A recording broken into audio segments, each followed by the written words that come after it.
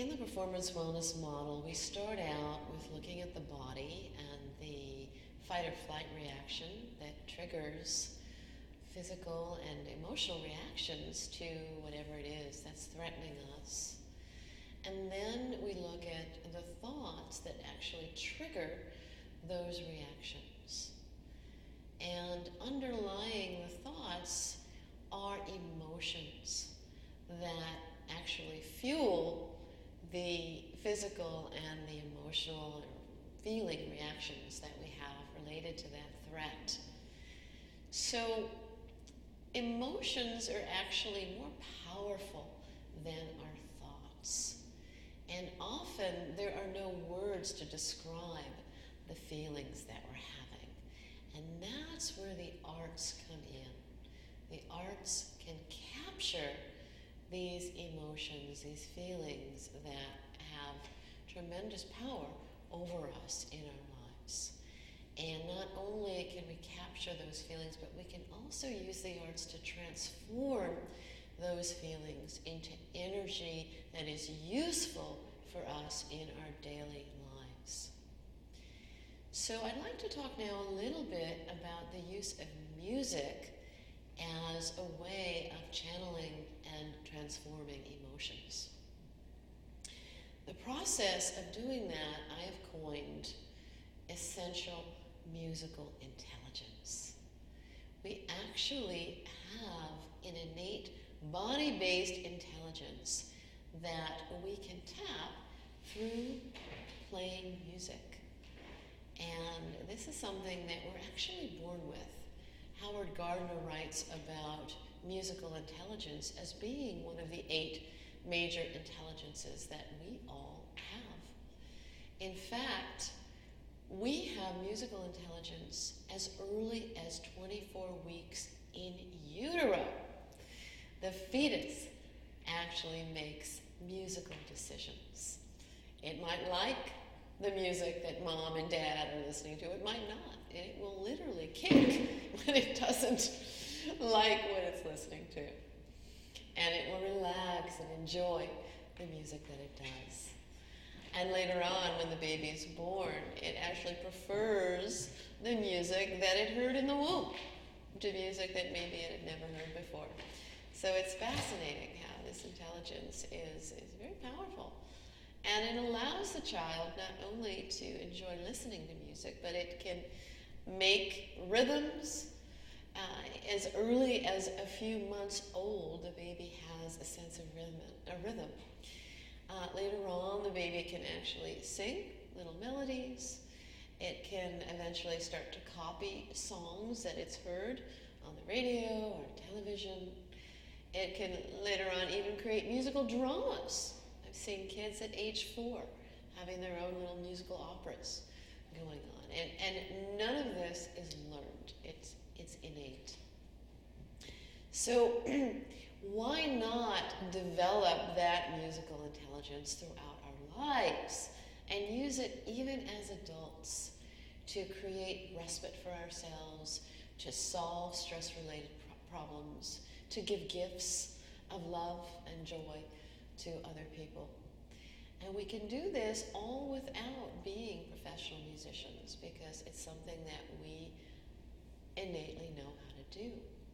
But unfortunately, if we don't develop this, if we don't use it, those innate skills go back onto the burner in the back. And we forget that we have these wonderful talents and abilities to create harmony in our daily lives. So that's what essential musical intelligence is. Not only is it musical intelligence, but music is also associated with emotions, right? When you think about the music that you love, we love music because it evokes certain kinds of feelings in us, right? It's a piece of music that you love, that you listen to repeatedly, and why? Oh, I listen to music from the Andes because I studied that music for many years, and then I traveled to the Andes, and I just loved I have this little guitar, this charango, and this pentatonic melody, and it's very uplifting. Yes, it creates being up there in the Andes where you're on the mountains, so you're grounded, but you're so near to the sky, it creates this connection between being connected to the earth, but very near the sky. So I usually listen to that music when I need a little bit of being uplifted, right. with grounding. Very nice. And it's probably the only way, one of the only ways you can have that experience is through music. Now, did you think about that when you realized how music makes that connection for you? No, I thought about it now that you asked me the question. It's intuitive. It's natural. It's we gravitate to certain kinds of music that we need to create emotional balance and harmony in our lives. So that is the emotional intelligence piece of essential musical intelligence. I think it actually gets very deeply stimulated in humans during our teenage years. You just think for a moment when you were a teenager, those of you who are watching this, when you were 12, 13, 14 years old, what happened to your taste in music? And the frequency of listening to music. I know when I was a teenager, I listened to music constantly. Why? Because teenage years are one of the most volatile times in our lives. And we're searching and we're looking for identity and we're looking for people to match what we're experiencing, what we're feeling. And often we don't have words. And so we're drawn to certain artists because they're expressing things that we're feeling. So that's the emotional intelligence piece that's so important in us developing a normal development, a healthy normal development. And particularly when we're children, we need to have that kind of outlet and that kind of connection. The other thing about essential musical intelligence is the idea of essence. Music from all the spiritual traditions and also from the perspective of quantum physics is really what we're made of. It is our essence. The electrons in the body are vibrating in certain rhythmical patterns that can be seen as music. And so when we're feeling lost, when we're feeling alone, when we're feeling like we need a higher solution, we can turn to music.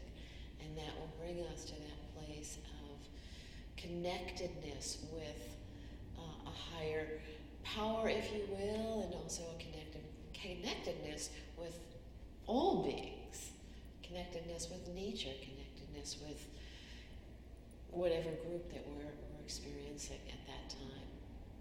So that's essential musical intelligence. And we're going to move now in using essential musical intelligence, or I call it EMI, to solve one of the major problems in performance-related disorders, and that is what I call the inner critic. We have negative thoughts that get in the way of our performance mastery.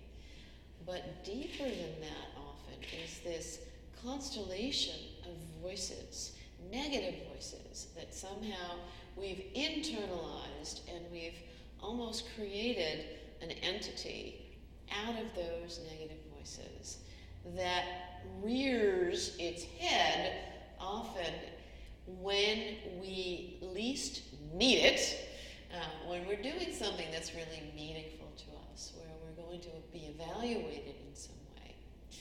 And that critic will come up and create this feeling that something's terribly wrong, that you're going to fail, you're going to mess up, you're going to be laughed at, you're going to have a terrible experience.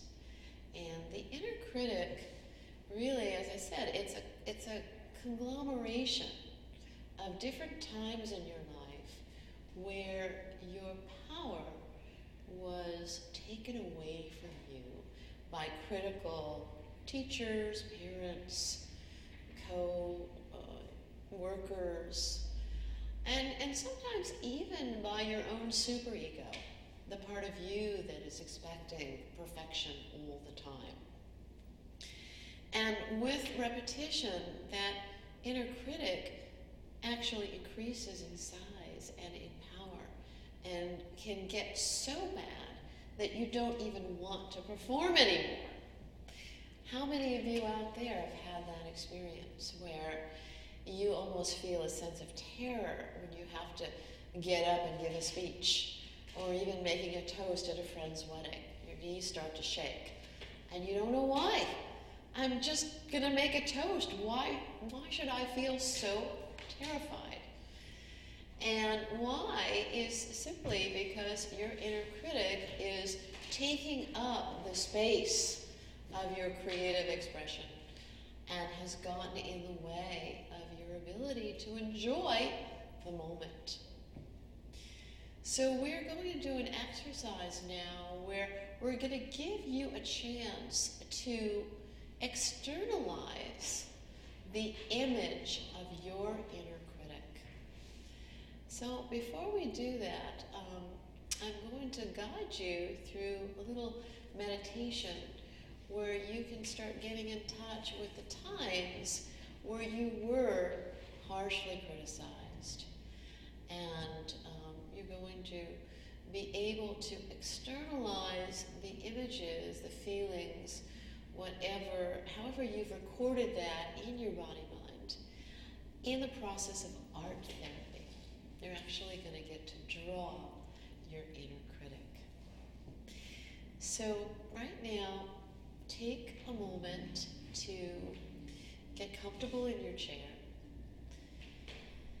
and imagine that you're winding back through time and you're going to the earliest time in your life when you were sharing your gift, whether it was music or dance or acting or drawing, and somebody responded to your work in a less favorable way. Maybe they said, "Oh, that's not good enough," or, "Well, your brother can draw much better than that," or, "Why did you play all those wrong notes?" When you're a child and you hear that kind of thing, it can really create a block in the flow of your creativity. So let yourself go back and see if there are any memories from the past where that kind of thing happened in your life. It might have happened in your childhood. It might have happened in school, where a teacher judged your work harshly. It might have even been when you were comparing yourself to other people and saying, "Well, my musical performance wasn't good as Sarah's, so I'm bad. I'm not good enough."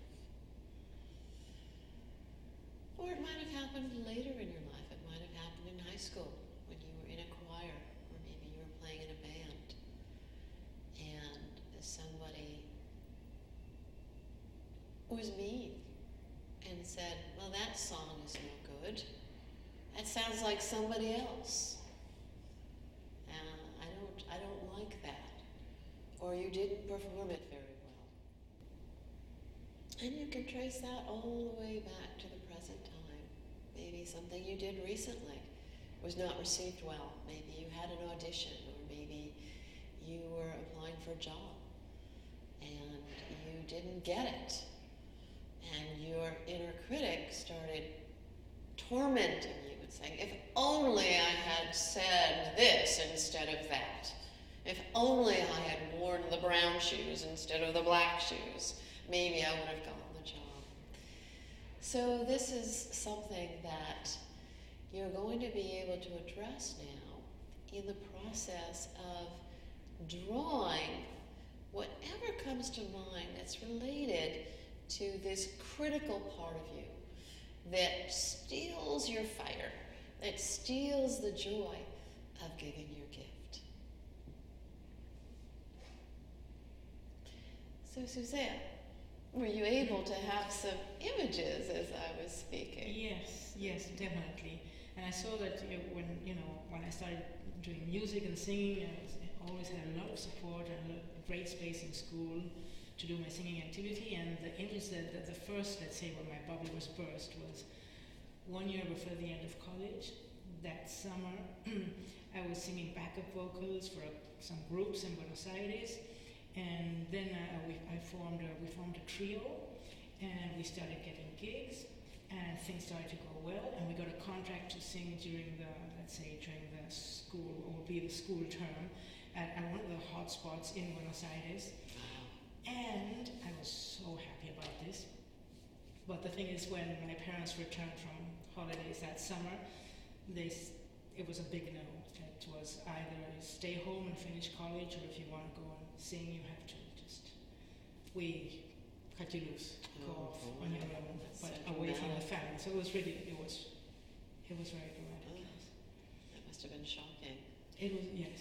So somehow the wind of your sails was completely taken away. Yeah, yes. And it created, I don't know, what did you feel when that happened? In the moment, it was like a deep frustration. I couldn't believe it was happening.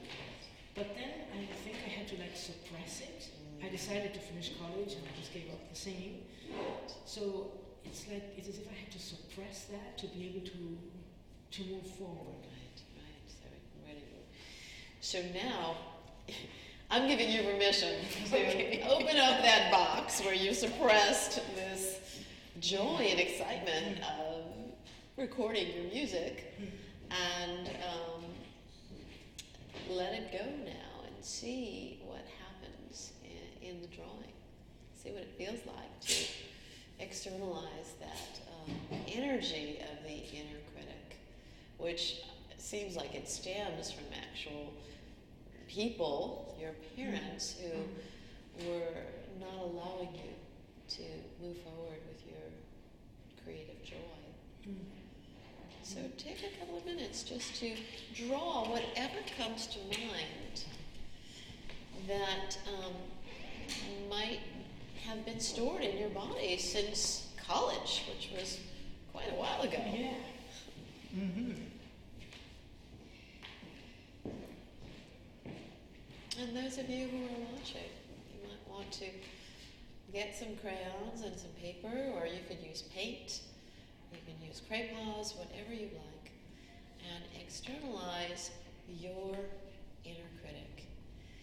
You might want to just follow the impulse. It might just be energy coming out on the page, or it might actually be very clear-cut images from your memory banks.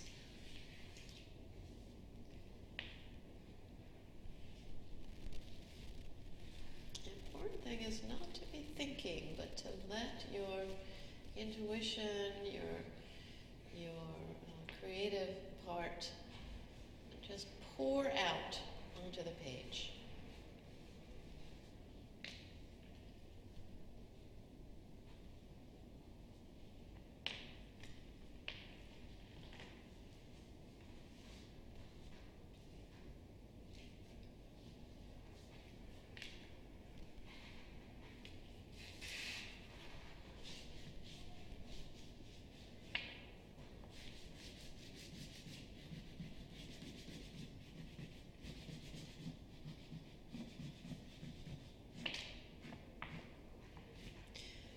Energy's starting to flow in Suzanne. I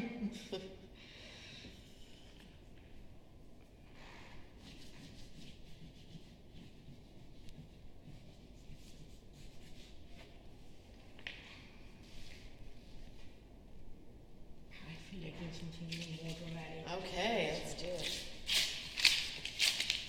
Oh.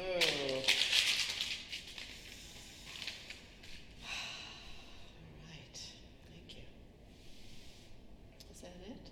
Yeah. What are you feeling right now? That energy is so intense, and when you suppress it, as you've said, it suppresses a part of your life force. That's why using the arts is a great way to get to the life force, because it is the life force, right? You want to match the energy with the same kind of energy. It's not in your words. It's in another part of your reality. Thank you. I didn't even know I had put the black, I didn't even know I had chosen black consciously. But there it was. There it was, Yes, it's fascinating how your creative self is a beat ahead of your thinking mind. It's fascinating. And that's really what this class is about. It's really integrating your rational mind with your creative self. So, the next step, Suzanne, is to describe to me, what is this drawing about?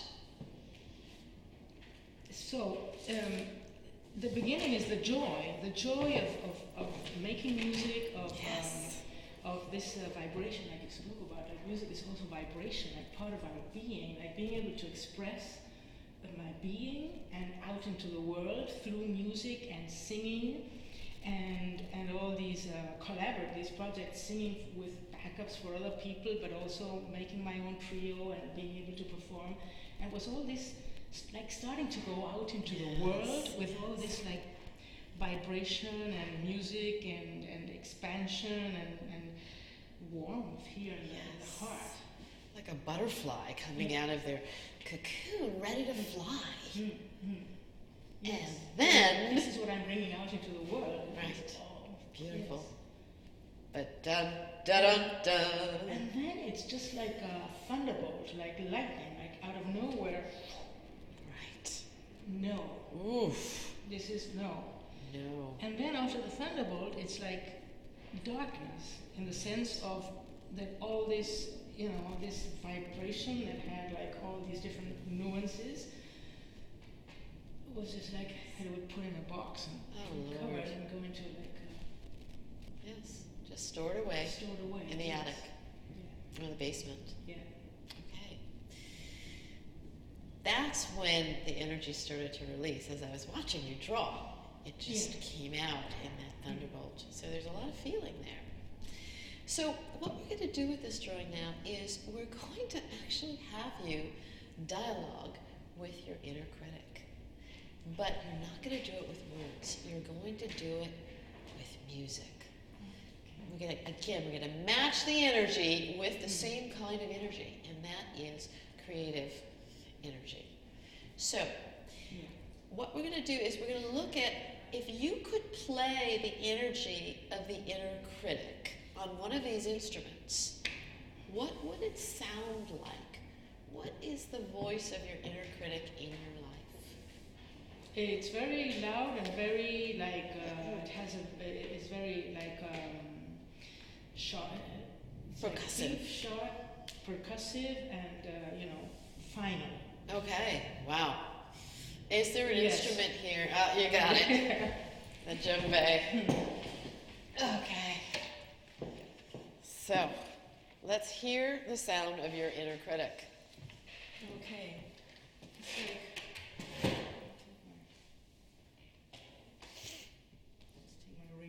Oh, good idea. Okay, so it would be something like.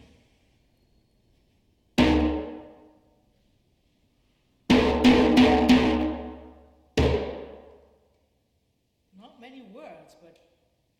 Yes, just short and mean. Yes. Okay, that's very clear. And that's probably what happens to you when you're about to do a performance, is that inner critic emerges very quickly and just says, no, you can't have your joy. You can't have your voice. And that feels terrible, doesn't it? All right, let's clear that away. Those of you who are watching, take a deep breath, let it go. And now we're going to play your music, the music of Suzanne, when the critic is grabbing you by the throat. What happens to your natural, energetic flow? What would it sound like? Is there an instrument here that you can use to demonstrate that? I'm feeling pulled to the metallophone. Great. Yes.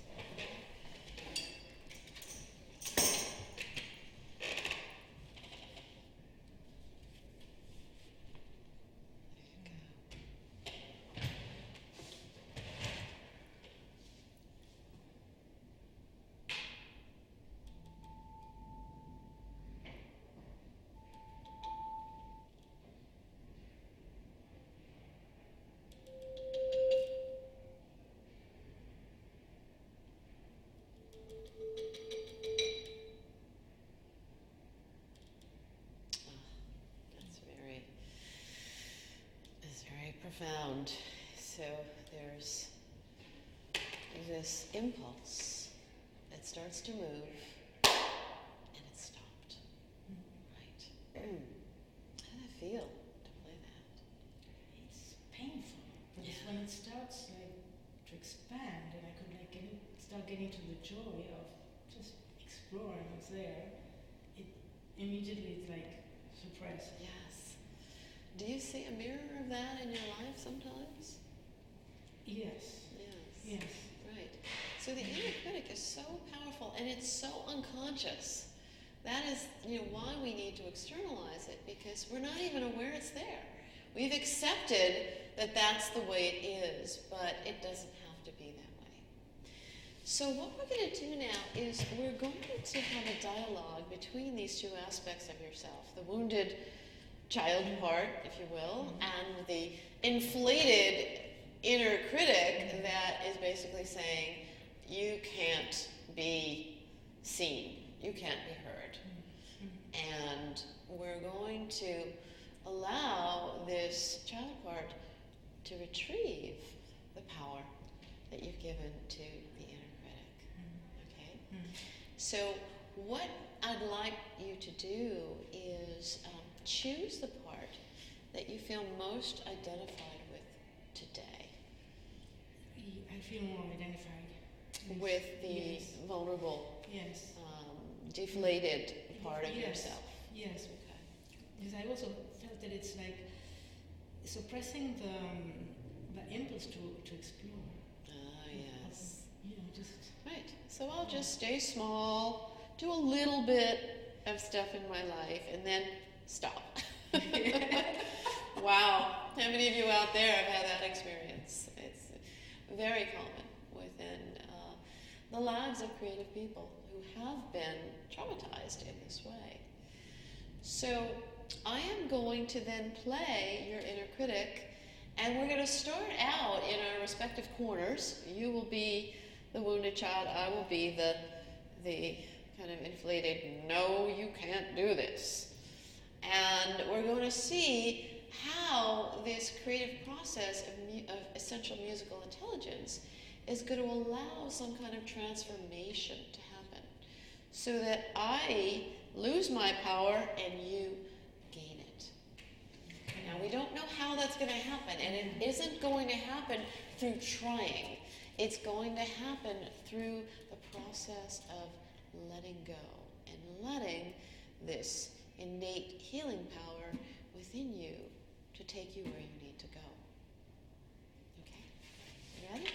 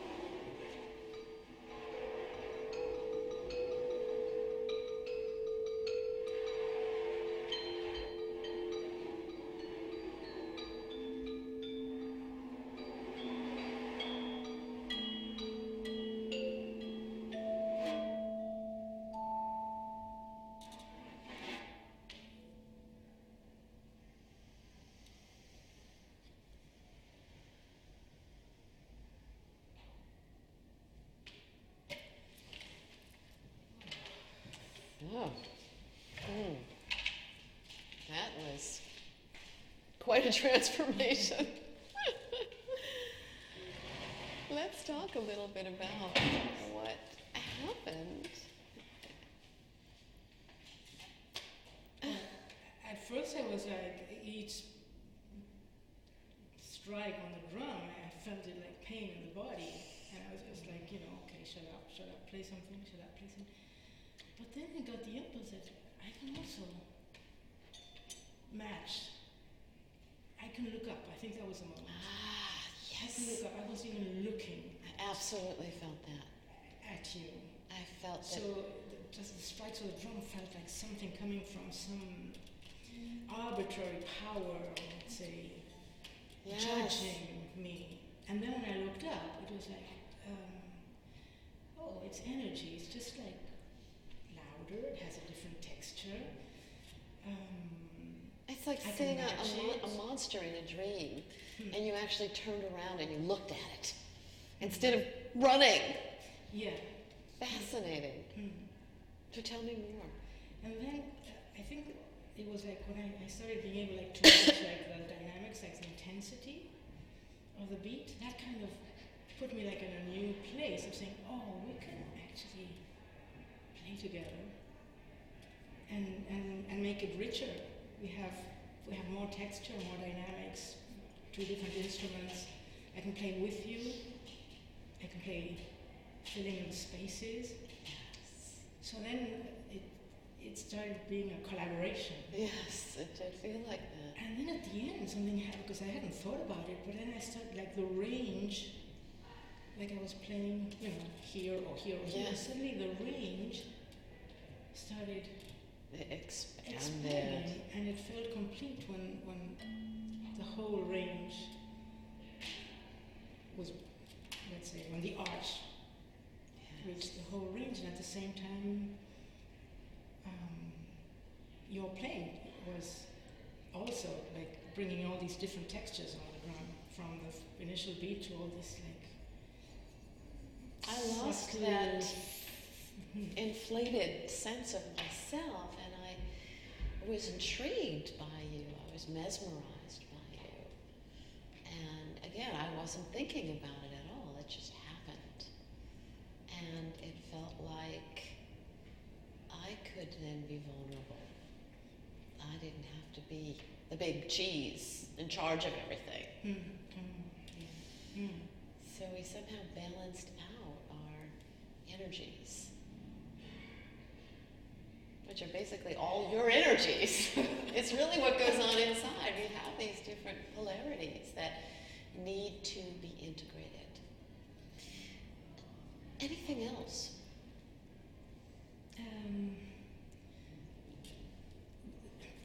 Really, like this feeling of facing. Yes. Facing. You what- looked. Yes. You didn't And run. that changed You everything. looked. You opened your eyes and you saw that you are not inferior to this other person. This is just another being, or this is just another aspect of yourself Yeah. that needs awareness, that needs to be acknowledged, that needs to be played with. Yes. Yes. Isn't that a great way to look at our lives? That we can play with the, quote, dark forces within us instead of run or take medication or to get somebody else to deal with them, that we can actually do it ourselves. When they're not acknowledged, they grow into, they have like all this power. They feel like this arbitrary, judgmental Presence. Oh, that's what I Yeah. see. Yeah, I absolutely agree. It's something that we don't know how to deal with on a verbal level. So we need to bring the creative part into it to facilitate that integration. So thank you for that elegant expression of transformation. Thank you. And really, like through music making, it's as if that part we can become more aware of it. It becomes a little bit more inside our conscious realm. Yes. And then we can start growing. Yes. Playing with it. And I've noticed in doing this technique with probably thousands of people by now that this carries over into your life. That's the exciting thing. It's not just a kind of creative activity and then it's done. Is that you have now made a shift energetically in the core of your being. You now understand what it feels like to be whole in your creative life. And so the next time that you perform or give a speech or do whatever you need to do to get your work out there, you are going to approach it from this place of wholeness and integration. And your body will remember this experience. And that's the wonderful thing about using creativity for healing, is that you're not just talking about an experience, you've had an experience. Every cell in your body has had this experience, and hopefully you will remember this. Not hopefully, if you make an effort to remember what this feels like, you will integrate this into your everyday life. Thank you. Yes, thank you.